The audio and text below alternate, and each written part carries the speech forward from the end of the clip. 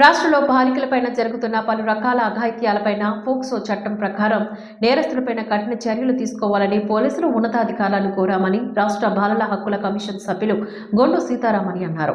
బాలిక దినోత్సవం సందర్భంగా బుధవారం ఆయన అనకాపల్లి జిల్లా సభవరం కస్తూరిబా బాలికల పాఠశాలను సందర్శించి సభలోని పాల్గొని మాట్లాడారు. ఈ సందర్భంగా ఆయన మాట్లాడుతూ రాష్ట్ర ప్రభుత్వం ప్రవేశపెట్టిన పోక్సో చట్టంపైన ప్రజలు భిన్నాభిప్రాయాలు వ్యక్తం చేస్తున్నారని, చట్టాల్లోని లోపాల కారణంగా పోలీస్ చర్యలు తీసుకోవట్లేదు అంటూ వచ్చిన ఆరోపణలు ఆయన దృష్టికి తీసుకురాగా స్పందిస్తూ బాలికల హక్కుల పరిరక్షణ కోసం వారిపైన జరుగుతున్న అఘాయిత్యాలపైన ఖచ్చితంగా వ్యవహరించాలని డీజీపీని కోరామని చెప్పారు. ఈ సందర్భంగా రాష్ట్రంలోని బాల కార్మికుల బాల బాలికలు ఎదుర్కొంటున్న అనేక సమస్యలను సభలోని వివరించారు. దేవో మహేశ్వర గురు సాక్షాత్ పరబ్రహ్మ తస్మై శ్రీ గురవే నమః.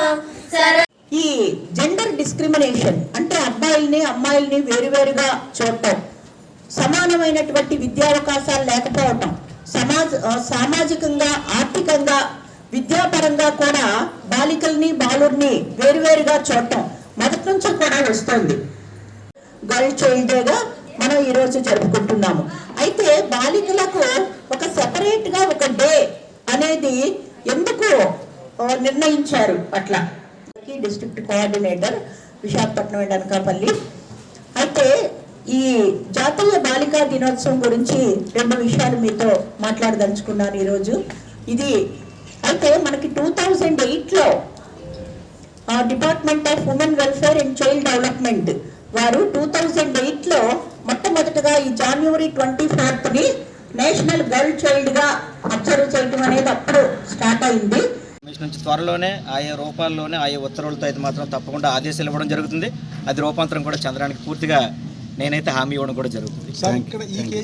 ఏర్పాటు చేసుకున్న చట్టాలపైన సంబంధిత బాధితులకి నమ్మకం ఉంటుంది, విశ్వాసం ఉంటుంది, చర్యలు తీసుకున్నారని సంతృప్తి ఉంటుంది. వీడియో చెప్పిన దానిపైన మేము కూడా పూర్తిగా మీకు సానుకూలంగానే ఉన్నాం మేము కూడా. ఎందుకంటే అందుకే చైల్డ్ ఫ్రెండ్లీ విధానాన్ని తీసుకొచ్చి పోలీసింగ్ సిస్టమ్ దాంట్లో కూడా మార్పులు తీసుకొని రావాలని ఇటీవల డీజీపీ గారికి కూడా మన కమిషన్ నుంచి ఉత్తర్వులు ఇవ్వడం కూడా జరిగింది.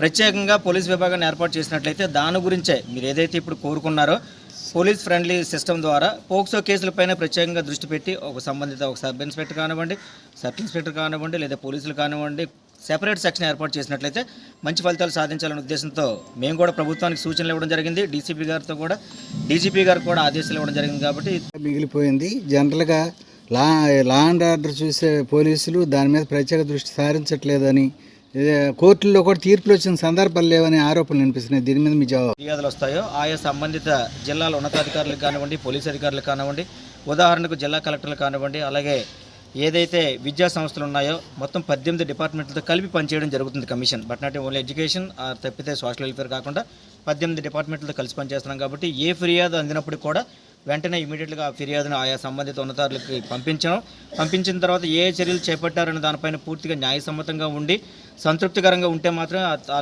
కేసును క్లోజ్ చేయడం జరుగుతుంది.